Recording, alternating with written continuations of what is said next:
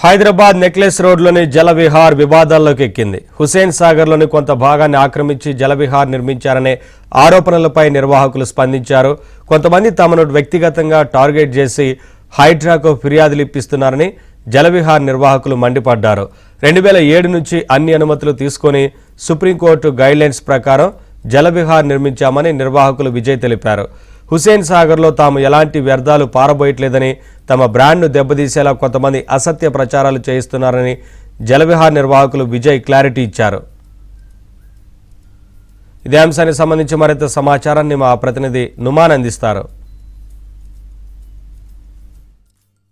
ఇటు హుస్సేన్ సాగర్ ను కబ్జా చేసి జలవిహార్ ని నిర్మించారు. సో ఇది ప్రస్తుతం కొంతమంది చేస్తున్నటువంటి ఆరోపణలు. సో దీని మీద స్పందించడానికి జలవిహార్ నిర్వాహకులు ఉన్నారు. సో హైడ్రా కూడా ఫిర్యాదులు వచ్చాయి. సో దీని మీద ఇప్పటికే హైడ్రా కమిషనర్ రంగనాథ్ కూడా ఆ ఫిర్యాదులు స్వీకరించారు. గత 2-3 రోజుల నుంచి ప్రస్తుతం హైడ్రా పేరు ఏదైతే ముఖ్యంగా జలవిహార్ పేరు అయితే హాట్ టాపిక్ గా మారింది. సో జలవిహార్ ని కూల్చివేస్తారు, జలవిహార్ ని కూల్చివేయాలని కూడా చాలా మంది డిమాండ్ చేస్తారు. అసలు ఇంతకీ జలవిహార్ వెనక ఏముంది? నిజంగా వాస్తవానికి వారు కబ్జా చేశారా? అసలు ఆక్రమణలు చేశారా? ఏం జరిగింది? ఇలాంటి వివరాలు తెలుసుకుందాం. ప్రస్తుతం మనతో పాటు మాట్లాడడానికి విజయ్ గారు ఉన్నారు జలవిహార్ నుంచి. విజయ్ గారు చెప్పండి, పూర్తిగా ఎఫ్టీఎల్ని ఆక్రమించారు, సో పూర్తిగా ఆక్రమణ చేశారు అనేది మీ మీద వస్తున్నటువంటి ఆరోపణ. సో దాని మీద ఎలా స్పందిస్తారు సార్? ఏంటి అసలు ఇది? 100% 100% అవాస్తవం.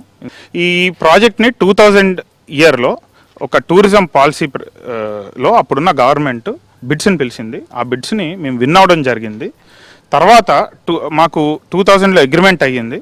అయినాక ఆఖరి పోచయ్య అని చెప్పేసి ఒక అతను ఈ జలవిహార్ ఏదైతే ల్యాండ్ ఉందో ఇది మీకు 1914 హైదరాబాద్ మ్యాప్లో కూడా మీకు ఇది కనిపిస్తుంది.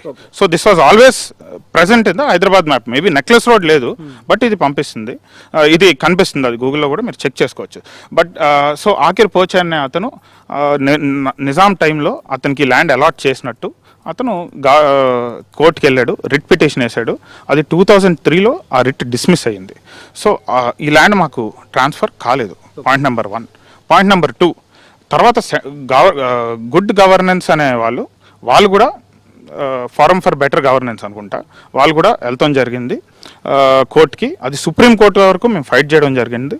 సో ఒఫీషియల్గా 2005లో మాకు ఈ ల్యాండ్ ట్రాన్స్ఫర్ అవ్వడం జరిగింది. Point number 1. 2007లో మేము దీన్ని ఓపెన్ చేసాం. Okay, for public purpose.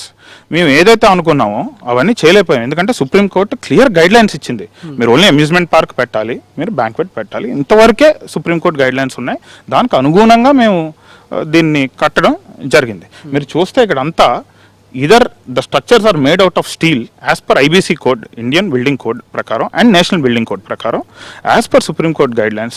దీని పర్మిషన్స్ అన్నీ కూడా HMDA పర్మిషన్స్ అన్నీ కూడా యాజ్ పర్ గైడ్ లైన్స్ వచ్చినాయి. అదే మెయింటైన్ చేసుకుంటా జరుగుతుంది. ఇప్పుడు చాలామంది అంటారు, మీరు ఎందుకు సార్ ఇంకా మంచి కన్వెన్షన్ డెవలప్ చేయరు, ఇంకా దాన్ని ఎందుకు ఇది చేయరు అంటారు. అంటే ఏ గైడ్ లైన్స్లో ఉన్నాయో దాన్ని బట్టే కదండి చేసేది. We cannot take our own decision on it. So ఇది బ్రీఫ్గా ఇది. రెండోది, మేము అప్పటి నుంచి కూడా ఇన్ఫ్యాక్ట్ మొన్న కోవిడ్ టైంలో కూడా స్విమ్మింగ్ పూల్స్కి లాస్ట్ పర్మిషన్ రావడం జరిగింది.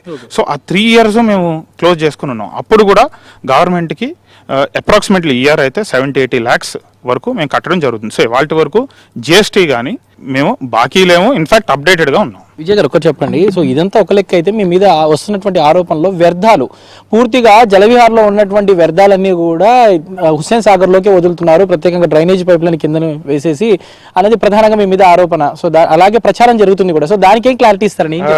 ఇది హుస్సేన్ సాగర్ మీరు కలుషితం చేస్తున్నారు. సో ఇందులో వ్యర్థాలు ఏముంటాయండి? బ్యాంక్వెట్స్ ఉంది, వాటర్ పార్క్ ఉంది, ఏం వ్యర్థాలు ఉంటాయి? ఓన్లీ హ్యూమన్ సూవేజ్ ఉంటుంది. దాన్ని కూడా మేము ఎవ్రీ మంత్ రెంట్ కట్టి సెస్ అని ఉంటుంది, HMWS ద్వారా ఇక్కడ నుంచి పైప్ లైన్ ఉంది, సంజయ్ పార్క్ వరకు వెళ్తుంది. అందులోంచి వెళ్తుంది. ఇది అన్న కెమికల్ ఫ్యాక్టరీ అండి. ఇందులో వ్యర్థాలు అందులో వ్యర్థాలు వదిలితే దానివల్ల నష్టపోయేది మేమే కదా. ఇప్పుడు ఆ స్మెల్ అయ్యి వచ్చి ఏమన్నా అయితే హుస్సేన్ సాగర్ వాటర్ని కలుషితం చేయడం అంటే అంత ఈజీ కాదు. ఎందుకంటే అది ఆల్రెడీ దాంట్లో హెవీ మెటల్స్, మర్క్యూరీ కానీ ఆర్సెనిక్ కానీ ఇవన్నీ అందులో ఆల్రెడీ ఉన్నాయి. అది మొన్న కంప్లైంట్ చేసిన వాళ్ళు ఇచ్చిన పేపర్లోనే ఉంది. మేమైతే ఇదేమీ మ్యానుఫ్యాక్చరింగ్ కాదు, ఏమీ కాదు. హ్యూమన్ వ్యర్థాలను మేము ట్రీట్ చేస్తున్నాం, దాన్ని పంప్ చేస్తున్నాం. అదంతా కూడా మీరు వెళ్ళి చూసుకోవచ్చు. So that is 100% baseless false allegation. ఇదంతా ఎందుకు జరుగుతుంది అంటే, ఈ మధ్యన మేము NCLTలో రీసెంట్గా ఒక ప్రాజెక్ట్కి మేము బిడ్ చేయడం జరిగింది. దాంట్లో కొంత మాకు పాజిటివ్గా ఆర్డర్స్ రావడం జరిగింది.